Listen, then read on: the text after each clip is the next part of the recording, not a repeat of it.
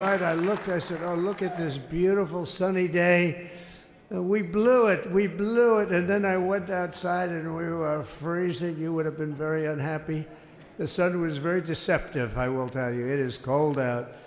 And I'm sort of saying, that was so beautiful today. Maybe they should do it there every 4 years. Does that make sense? I don't know.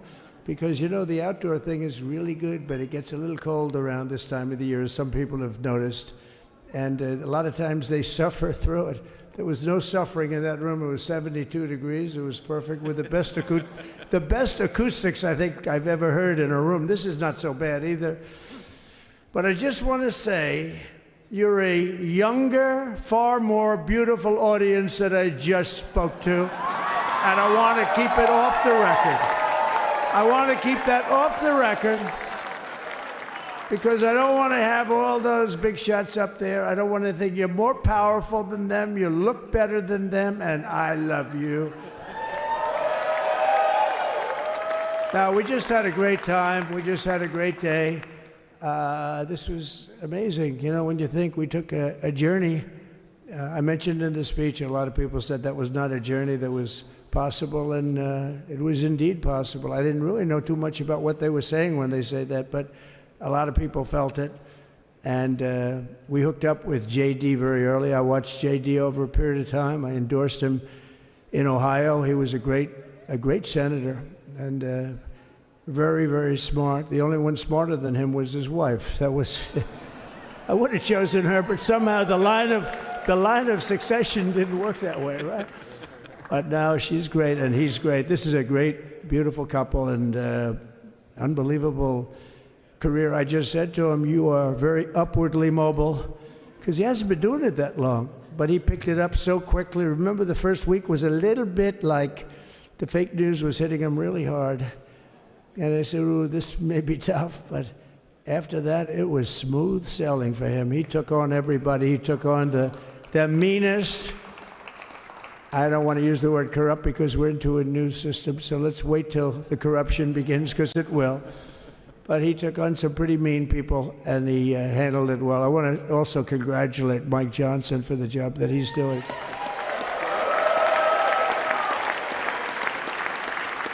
Steve, we gave him a majority of almost nothing, and then I said to make it tougher on him, let me take 2 or 3 of the people, right? I said he'll only have to suffer with that for about 3 months. How are they doing, by the way? Are they? Is that moving along? Totally unified. I said, do you mind if I take this one, that one, and a couple of others? He didn't mind. He can handle it. No, he's a man that's liked by everybody. I've never met a man like this. You've got how many is it, 219 or 220 or something? 220. And of the 220, 219 really like him. I noticed he got 1 negative vote once about 2 weeks ago. But I think even 220 like him, if you want to know the truth. And that's very unusual. I know a lot of nice guys in Congress, and they have 35 people that hate him. So if you have 35 people that hate you and you only have 1 or 2 or 3 votes, you'll have 5, I think. But that's going to be like, the good news is when we get to that 5 number, it's going to feel like a massive majority. You could be really nasty to a couple of them at least. So it's going to feel like hitting your head on the wall and stopping. It feels so good to stop. But he's done a fantastic job. And Steve Scalise he's our hero because, I was with him. You talk about being shot. I was with him. He got some bad ones, and his incredible wife, and she really loves him. You never know about that. I've been with other people. They were doing poorly, and the wife is like looking at her watch. She can't get out of the hospital fast enough. How's he doing? Oh, I don't know. He's all right. That woman was a mess. She was crying and crying. No, they're going to take him. They're going to take him. I told Steve when he finally woke up, it was a while too. The doctor told me it was the most blood they've ever transfused in any patient. They've never done anything like it. And here he is, the picture of strength, right? And he's been a great friend of mine, right? With a family, because of a family. And what a job you did. It worked out pretty much better than we even thought, right? And I did have a couple of things, to say that were extremely controversial. And between J.D. and Melania and anybody else that heard, please, sir, It's such a beautiful, unifying speech. Please, sir, don't say these things. I said, I'm telling you, it's going to play great. They say, you're right. For this group of people, it's going to play great. You're the only ones I hurt by not, but we had some beauties, didn't we, Melania? She said, sir, calls me sir when she's angry. No, I'm only kidding. I better say I'm only kidding, or the press is going to pick that one up loud and clear. No, but she said, no, I think it would be terrible. It's such a nice speech. I think it's, it all depends on your delivery. How was the delivery? Was it good? But she said it's such a beautiful speech. You can't put things in there that you were going to put in. And I was going to talk about the J6 hostages, but you'll be happy because, it's action, not words that count. And you're going to see a lot of action on the J6 hostages. See a lot of action.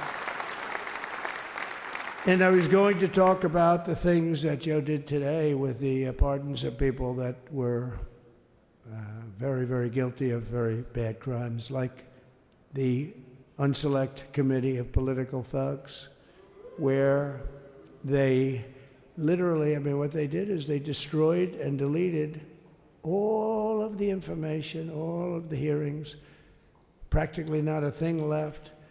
They deleted all the information on Nancy Pelosi having turned down the offer of 10,000 soldiers. You wouldn't have needed 10,000. You could have had 500, and it would have stopped. Because we may have had 1 million people that day, the people that were there. You don't see any photographs, but we have a lot of great photos. But you don't see those photographs. They don't put them in. They show the people at the Capitol. But I was talking about that. I was going to talk about that. They said, please don't bring that up right now. You can bring it up tomorrow. I said, how about now in front of I'll bring it up right now. This little time delay is good because we're getting great reviews on the speech. Now watch. They'll take the speech and say, I didn't like it because he left there and he talked to people. But we're giving you a little more information than we gave upstairs. But no, they pardoned a lot of people. They pardoned, before we even get to today, they pardoned, 33 murderers, absolute murderers, the worst murderers. When you get the death sentence in the United States, you have to be bad because they don't give it much. And he pardoned almost everybody having a death sentence. And if you went through the crimes that were committed, you wouldn't even believe them, the level of violence, the people that were killed, the innocence of people that were killed and children killed by these people. And he pardoned them for whatever reason.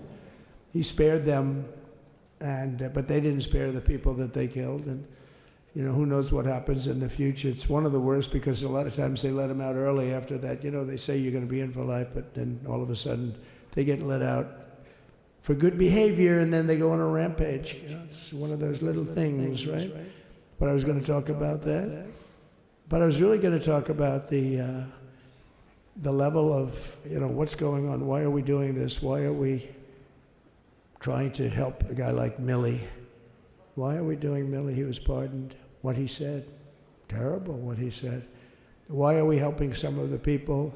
Why are we helping Liz Cheney? Liz Cheney is a disaster. She's a crying lunatic and crying Adam Kinzinger. He's a super crying. I never saw the guy not crying. He's always crying. I looked at him. I remember years ago he was actually on my side. And then one day, when you don't want to kill people in wars, they turn against you. Liz Cheney hated the concept of not going to war with everybody. Let's kill everybody. Let's spend a lot of money on military equipment, where her father works, right?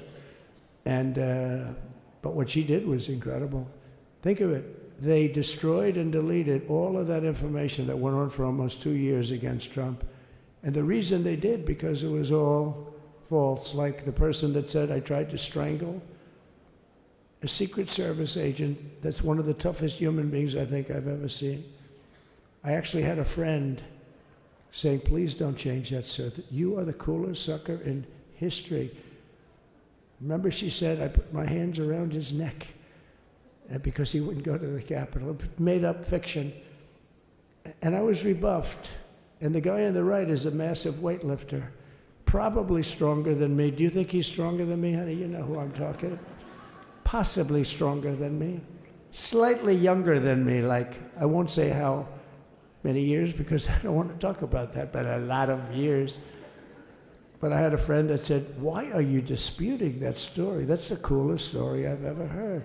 That I would attack a karate champion, get slightly rebuffed, and then throw my arms around a guy with a neck about this big. Even though there are bars, there are bars, you can't really do that anyway. So I wanted to talk about that. But all of that stuff got deleted. And the reason it got deleted is they were all caught in lies. Secret Service testified, and they said it didn't happen. Actually, the two guys were very embarrassed. They're suffering because their friends are saying, did Trump really do that to you? But they gained a whole new respect for me. But it was just make-believe stuff, and there were a lot of make-believe stories made up. So rather than suffer the wrath, like the story with Nancy Pelosi, I offered her 10,000 soldiers. She knows it. She admitted it on tape that her daughter made. She's a videographer or whatever you call her, which I'm glad she is. Oh, she can't be in good stead with Nancy. But Nancy said it was my responsibility as she's leaving the Capitol. She said it was, and it was. She's in charge of security at the Capitol. But I offered them up to 10,000 soldiers, even more. One time I said more, as many as you need. But you needed 400 or 500. If 4 or 5, you 10,000, that would be more than the number of people there by lot. But we offered her 10,000. Think of it, 10,000 soldiers. In other words, J6 wouldn't be J6. There would have been no J6. But she rebuffed them. She didn't like it. No, she didn't like it. Maybe she wanted that to happen. But she's guilty as hell. And now we would have to go through the process because they destroyed all evidence. They deleted everything. There's virtually nothing left. The other fake story and so many other fake stories. And many people came out on our side. And those people now would got to find them. There's nothing left. So that's a criminal offense. If that were a civil case, it would be a criminal offense. If that happened civilly where you did that, it would be a criminal offense.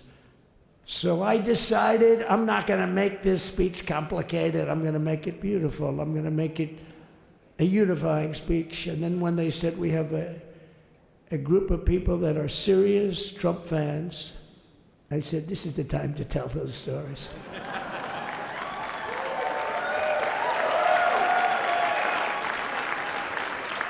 He knows. So anyway, but seriously, I'd like to, I think it was a tremendous success. I think we're very lucky we put it inside because it is really cold. We just went to the helicopter out of respect, something that's taken place for a long time. I guess it's as old as helicopters. You used to get into a stagecoach, now you get into a helicopter. Times change. But it's pretty old custom. And it's a beautiful custom, actually. It's a beautiful custom. I wish we could have had a better relationship. I wish we could have had a better relationship between Republicans and Democrats. I was with Senator Schumer. I said, Chuck, I think it's time we all start getting along a little bit because it doesn't make sense. I mean, we literally never get a Democrat vote. They never get a Republican vote, almost. And although there is a bill coming up very shortly that we have a lot of Democrat votes, right? That's going to be a very beautiful bill. We're going to have a deciding, I would say, within a week or so, I think. And it's going to be a very good bill. You all know what I'm talking about. So I just want to thank you all for being here. You have been our fans from day one. All these people all over. You've been our fans. This has been there's never been anything like it. There's never been anything like it. This has been a movement like no movement ever in history for probably any country, let alone this country. You know, if somebody's running for president, and if they go out and they announce they're going to Arizona, they're going to Nevada, they're going to someplace, if you have 200 or 300 people, that would be standard. Ronald Reagan would go out. I mean, outside of the last couple of days where people get a little excited, but even then you have a couple of thousand people. But if you're going to go someplace, any place, any one of the swing states, any one of the other states, I mean, how about the non-swing states? We won Alabama by 48 points. We won Tennessee by massive numbers. Wyoming, we won by numbers that are, nobody's ever seen numbers like that. And, you know, places like California, we did great, but when they send out like 38 million ballots, nobody knows where the hell they're sending them, and then they come pouring back, the whole thing. You know, they passed a law in California that if you work in an election bureau, and if you so much as ask for a voter ID, if you say, sir, ma'am, could I please look at your voter ID? They have the right to put you in jail. You're a criminal. Can you believe that? There's only one reason that happens. They want to cheat. So they had it where voter ID wasn't accepted.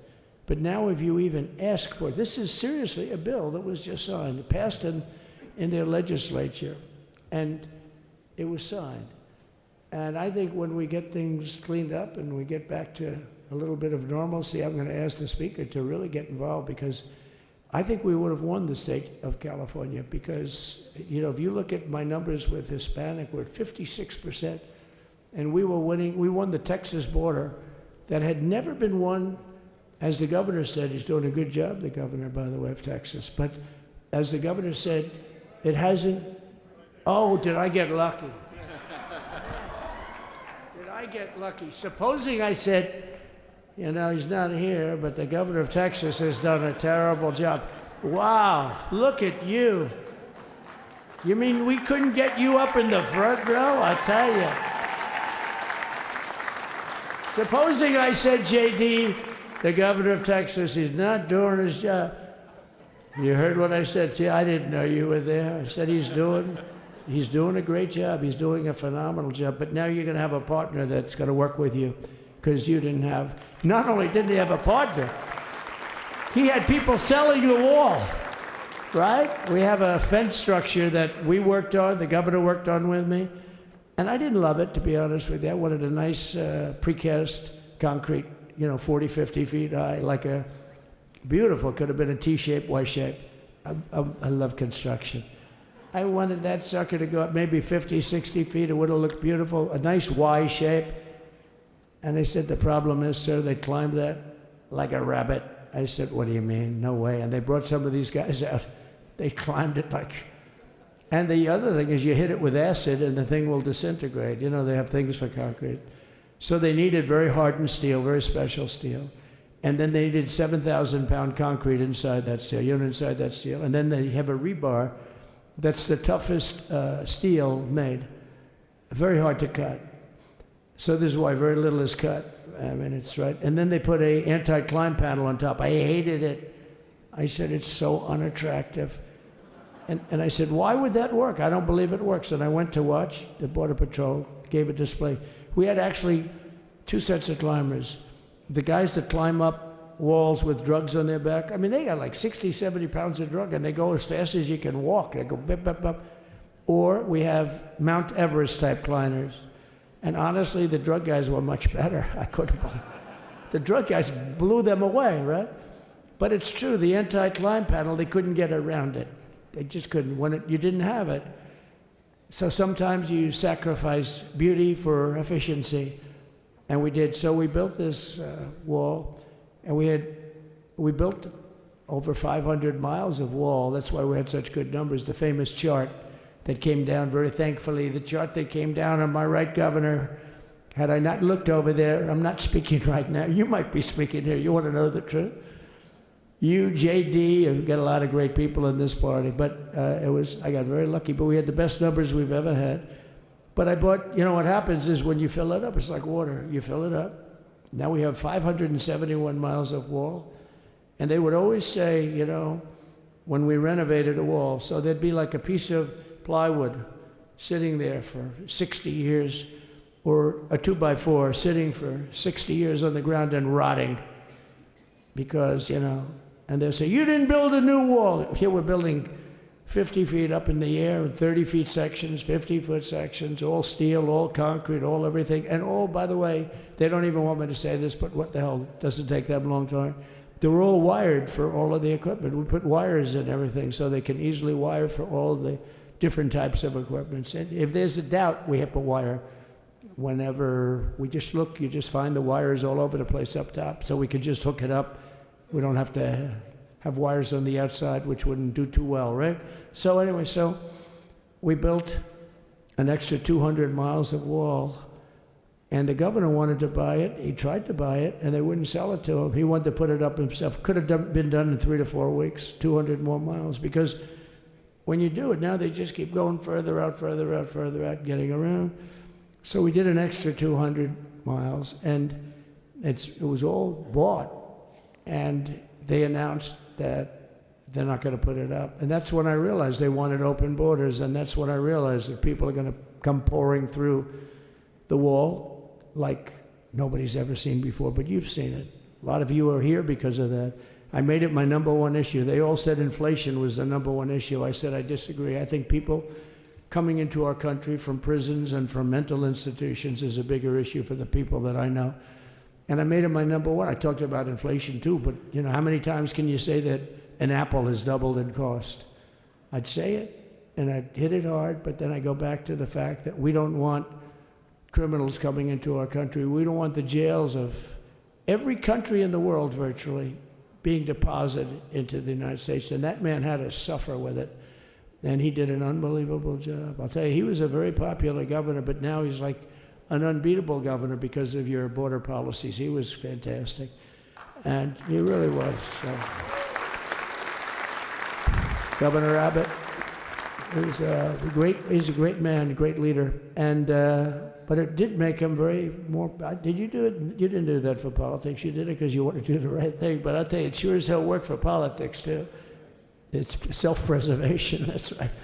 But no, because the people are demanding it. The people of Texas are demanding it. The people are demanding it all over. So anyway, so we built it, and they wouldn't let us use it. They wouldn't let the governor use it, and other governors, they wouldn't let him use it. But he was the leader of the pack and did a great job. And then we heard about a month ago that not only wouldn't they let us use it, they were selling it. They were going to sell it for 5 cents on the dollar. Now, 5 cents on the dollar then, but today it would cost more than twice as much to build because we bought it like 6 years ago. And it was just sitting on the ground, and that does not do well for the whole thing. But it was just sitting on the ground, and I heard about it, and I called the governor, and I called a lot of people, your attorney general. And here's the story. They were going to buy it, and these are great business people. They were going to buy it for 5 cents on the dollar or less, and they were calling us up, we'll sell it to you for 200 cents on the dollar. In other words, it will cost you twice as much, so it's 200 cents on the dollar.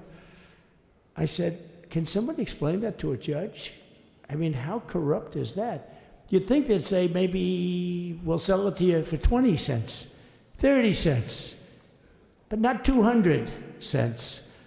So they were going to buy something for 5 cents, and they were going to sell it to us for a fortune. They were going to make it would be, they'd have it down in Fortune magazine, they'd put it of the deal of the year, okay? You buy something like that. But it was so corrupt and so horrible. And when we told that to the administration, they didn't care. They just kept going forward. They couldn't care less. And they kept going forward. They knew that they were trying to sell it back to us. They would have sold it back to us. You would have ended up buying it. You would have paid probably 50, 60 cents. Who knows? But they were going to use it for scrap metal, but then they made a much better deal. They could just buy it and sell it to us for 15, 20 times what they paid. 20 times, think of it, like 20 times what they paid. And we wouldn't let it happen. And the governor with his attorney general, Ken Paxton, they made a fantastic, they're a good lawyer. He's pushed around pretty good by people, right? I said, you got a great attorney general. They should leave him alone. He was with me. But Ken and the governor went to court, and a judge actually became incensed and actually called for an investigation. How could a thing like this happen? So he stopped it. So we're waiting to put that wall up. And now that you have a new president, that wall will go up so fast. The governor will complain, sir. This is Greg Abbott, sir. Please, the wall is going up too fast. Please don't do that. You know the story about winning. No, we're going to win too much. We're winning too much. Please, let's stop. People always love that one. We'll do this with the wall. Governor Abbott calls, "Sir, the wall is going up too fast. We can't take it. We just can't take it." No, I think you'll be very happy if the wall goes up too fast, right? But we'll get that done, and we'll work with you on that. But it was a great decision by a great Texas judge, right? And it was beautiful, beautiful to watch. He stopped them right in their track. I mean, they were literally loading this stuff onto trucks. It was terrible. Honestly, it was terrible. And he wouldn't take it. So I'm so glad I mentioned that they have a really good governor in Texas. And I swear, I didn't know he was here. I swear to you, it sounds like a setup. I didn't know you would end. Did I get lucky? I said the right thing. Because there have been moments when I wasn't so happy with him, you know? But not too many, I can tell you that. So anyway, it's good to see you too, Governor. Great. But I just want to thank everybody. You've been incredible. I recognize so many of you. It's so crazy. But this has been a long journey. This was a journey that started in 2015, probably started 20 years before that. People used to say, "You're going to run for president? You're going to run?" And I always said, no, I don't want. And then one day I said, "Let's give it a shot." And what I talked about then was the border, too. I think it probably was the number one issue for me. Back in 2015, 2016, I talked about the border. And now I talked about the border, but this border is much worse. We fixed the border. It was totally fixed. There was nothing to talk about. 2020, by the way, that election was totally rigged, but that's okay. It was a rigged election. You know the only thing good about it? It showed how bad they are, showed how incompetent, and frankly, historically, this is a much bigger event. If that would have gone like it should have. The bad thing about it is some bad things happen, like a lot of people in our country that wouldn't be in our country right now. So, you know, that's the bad part. But I will say that it started in 2015, and right from the beginning, we went to the top. Day one, they announced Trump, and Trump went to number one and stayed there for the whole primary. And then we took on Hillary. She didn't look too happy today. We took on Hillary. A very nice person, but we took on Hillary and we defeated Hillary, and then we did much better the second time in 2020. You know, we got millions more votes. We got millions, like 10, 12 million more votes than we did the first time. No president has ever gotten that many more votes. I got like 9 million more than anybody else had ever gotten, and they said we lost. And because of that, I said to Melania, "What do you think?" And she said, "You want to do this again?" And had we lost, and had I thought we lost, I wouldn't do it again, because that's like the ultimate poll, right? But I knew how well we did, and this time we made it too big to rig. It was so big. They tried like hell. But they tried to do it, and around 9:02 they gave up. Last time they did bad things. At this time they just said, yes. You know, I don't know if you saw, Mr. Speaker, in Washington, they had placards. They were all set to march. They thought it'd be closer. A gentleman asked me, a very respected gentleman asked me yesterday, "How come the polls were so wrong? They showed you winning, but not in a landslide." I said, "Because people that are true Trumpers are so angry at the whole polling system and at the writers, the fake news, that they don't want to talk to anybody. So when you call somebody from Trump, 'Who are you voting for?' they say, 'It's none of your business. I'm not telling you.'" And that was probably 40% of the people they called. So they would discard that one, and they didn't show that. And then when the election happened, you know, the vote came, and it was much different, much higher than, "We're going to win," but they really thought, they couldn't believe. The one man said, I mean, it was so much higher. We won all 7 swing states. We won the popular vote by millions of votes, which is hard for a Republican. I'll tell you who came through. The unions came through. The auto workers were great. The Teamsters were great. The firemen were great. I think almost every union was great. The only one that weren't great, although Sean was great, and the Teamsters, Sean O'Brien, the head of the Teamsters, was fantastic. But generally speaking, the head of the union was against Trump, but the union would be with us for like 80, 85%. Look what we did with the auto workers in Michigan. Look what we did with the Teamsters. The Teamsters were unbelievable. They were a solid Democrat vote, and they voted for Trump. So we had a great experience. This has been, now we have to go to work and get it done because we have to do something that's going to be great. We're going to turn our country around, and we're going to turn it around fast. And I think this was a better speech than the one I made upstairs, okay? I think this was better, JD. I think this was much better, and I got to see my friend. So, Governor, take care of yourself. You call me, we'll start working. You know what that means with him? He's going to be calling me tomorrow morning at about 6. And I said, how about next week?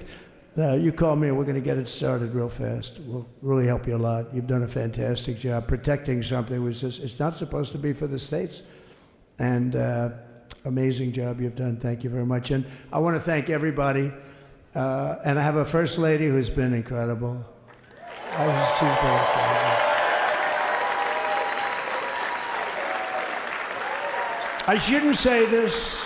I'm going to get hell when I say this, but her feet are absolutely aching. You know, those heels. And we thought we were leaving. We were going home. Sir, would you be able to go down and say hello to some of your other fans that are here? I said, oh, I didn't know that. Wow. Did you get to see pretty clearly the picture, I hope? Good. That's good. But because you wouldn't want to make the same speech again, right? But she said, darling, I love you so much, but my feet are killing me. I said, honey, let me just see how far it is. I asked the person. Oh, not that long, maybe 400 or 500 yards. That's 5 football fields. I said, can you make it? She said, we're going to make it no matter what. We're going to make it because we have to go. Right? Right? And then we went out to the helicopter, though, just prior to this and said goodbye. And it's a custom. And the wind is blowing like crazy. And with the hat that she's wearing, she almost blew away. We almost lost off her. She was being elevated off the ground. She almost blew away. No. So we all appreciate it because you've been a great First Lady. A beautiful and a great First Lady. And they love our First Lady.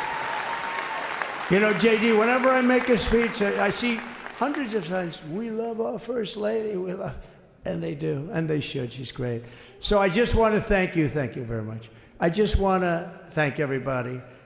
And I felt that, I said to JD, should we give him the A treatment, the B treatment, the C, the D, or the F? You know what the F is? Hello, everybody. Thank you for being here. Bye-bye. I gave you the A+ treatment. Thank you. Thank you all. Thank you, Governor. Thank you all very much. Appreciate it.